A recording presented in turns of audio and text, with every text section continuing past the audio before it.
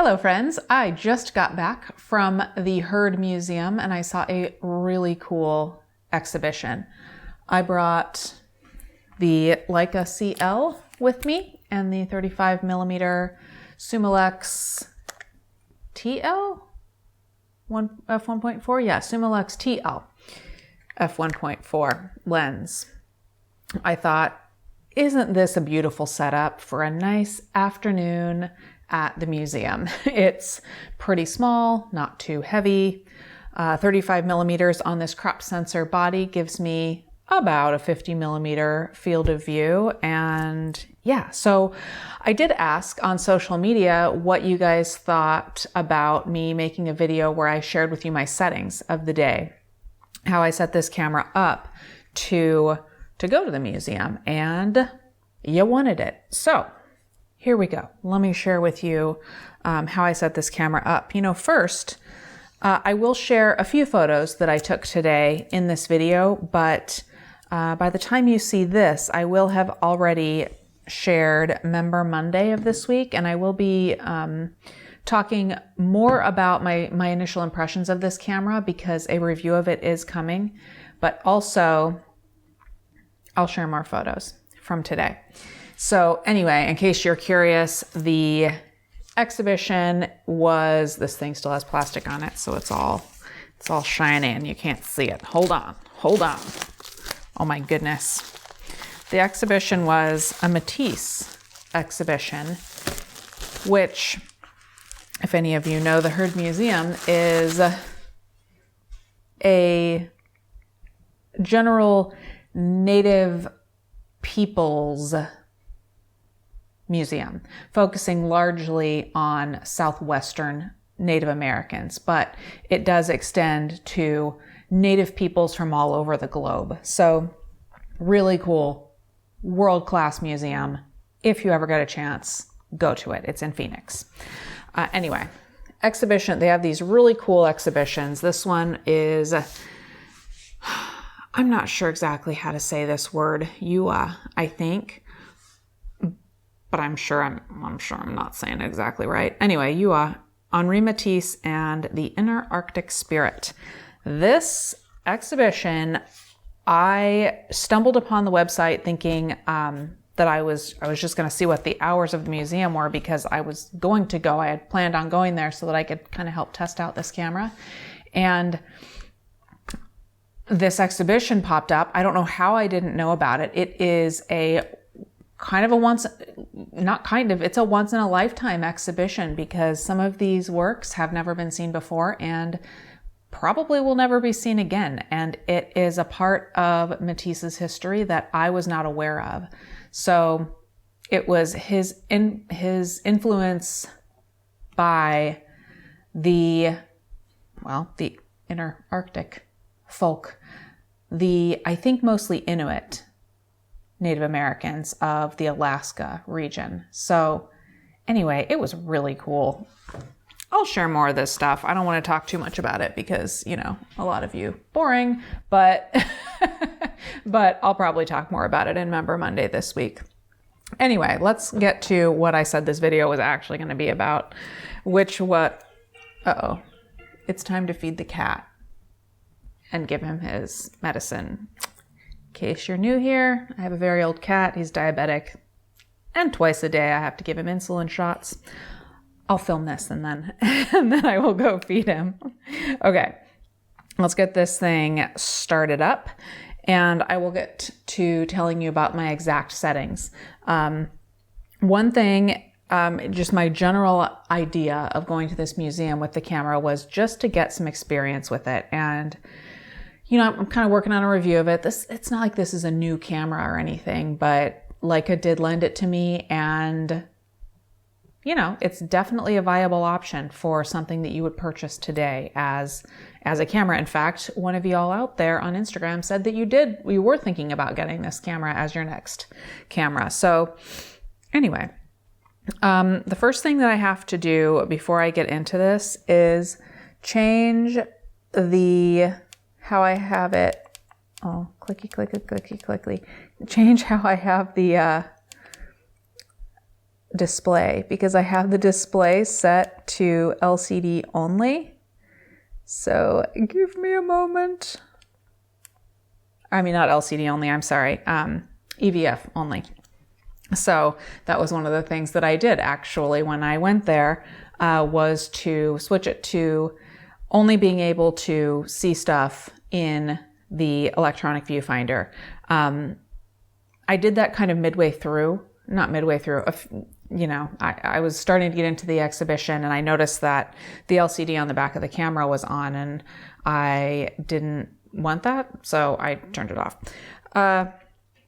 Okay, what I knew I was going to do was shoot in, let's go to the menu and just go down the menu. My drive mode, if that is at all interesting to you, is just single. I just wanted one photo at a time. I wasn't shooting anything that was moving. So yeah, wasn't worried about continuous or anything like that. For focusing, my focus modes, I was going for single servo, single point. Is it called single servo, single point? No, it's not. That's Nikon terminology. So it was AFS, which is like single servo. It's just going to focus when I half press the shutter release and not continue focusing as it would do if I was in continuous. And then I was in spot focus mode. So basically I was able to choose the spot I wanted and the camera would focus on that.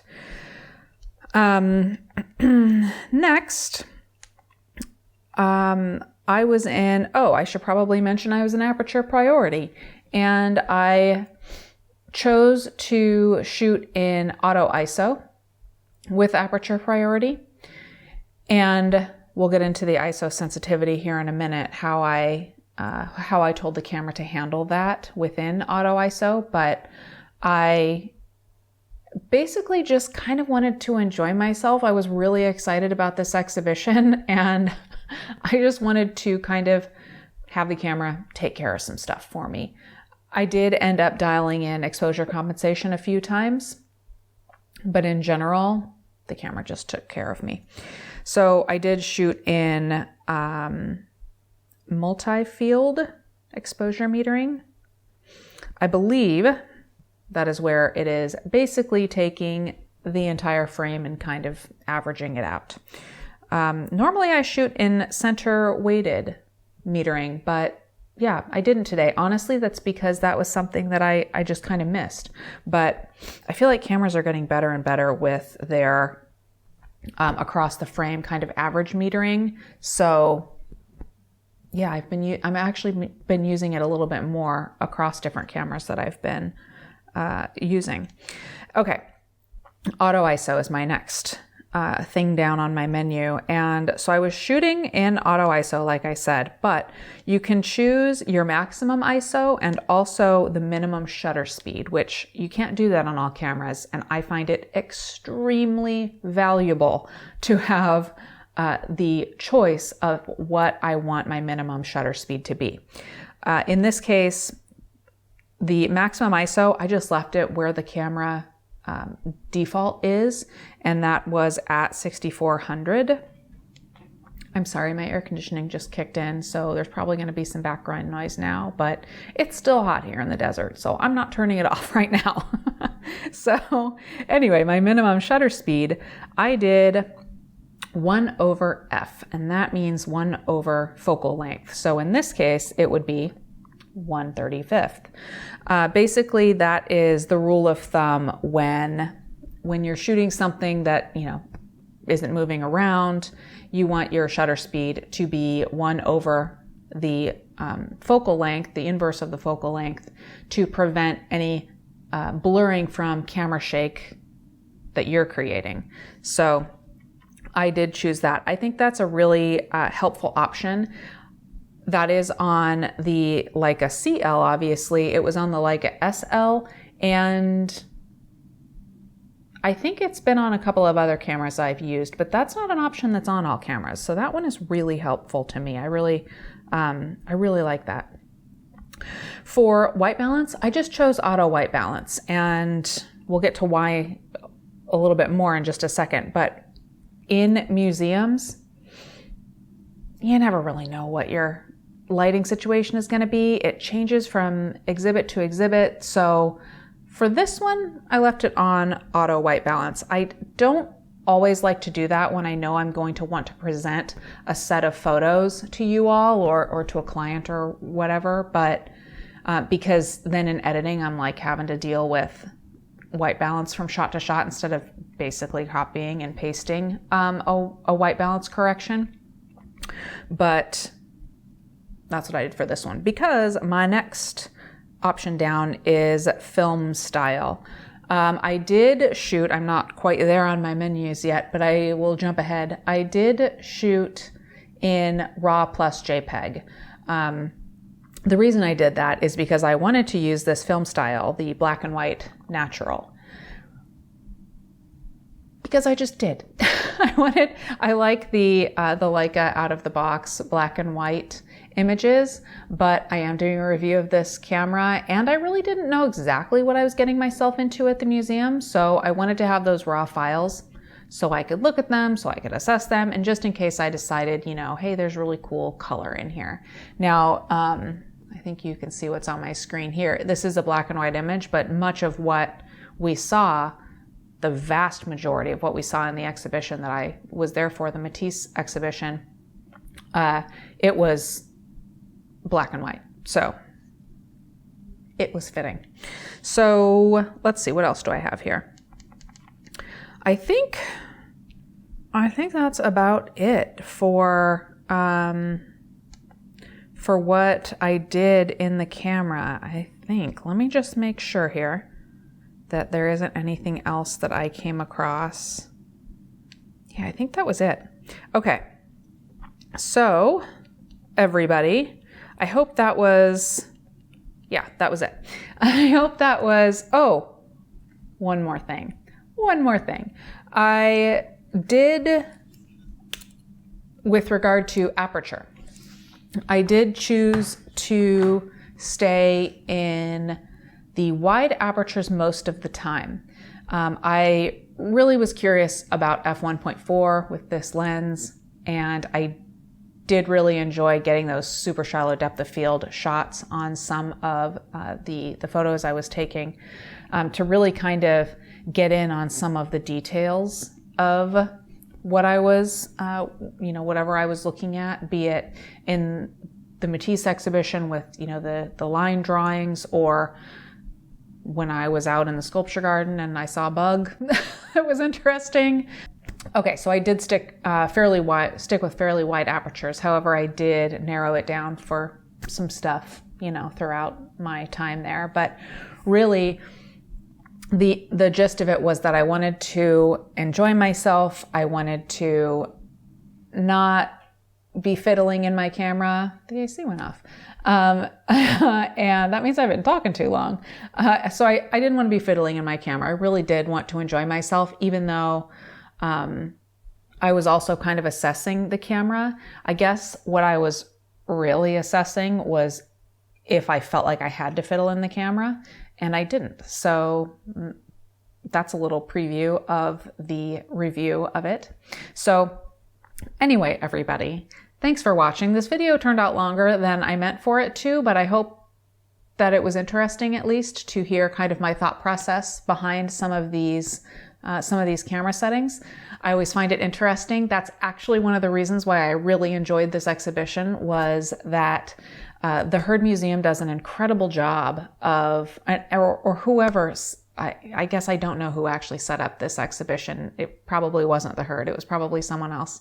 But the exhibitions that I've seen at the Heard have been really heavy on the behind the scenes stuff, on comparative type of information between artworks and styles of art, and I find that fascinating. So hopefully learning a little bit about my process today was interesting to you.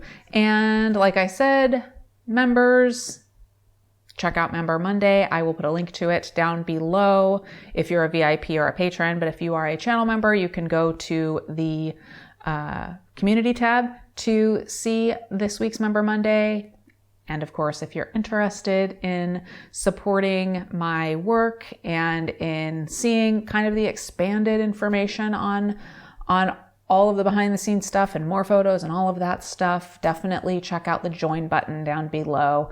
If you don't see the join button, because sometimes you don't, depending on what device you're on, check out the link that's in the description below. So anyway, everybody, thanks for watching. And I will be back soon with more stuff on the Leica CL and, oh my gosh, I have the Sony A7R3 along with a few lenses.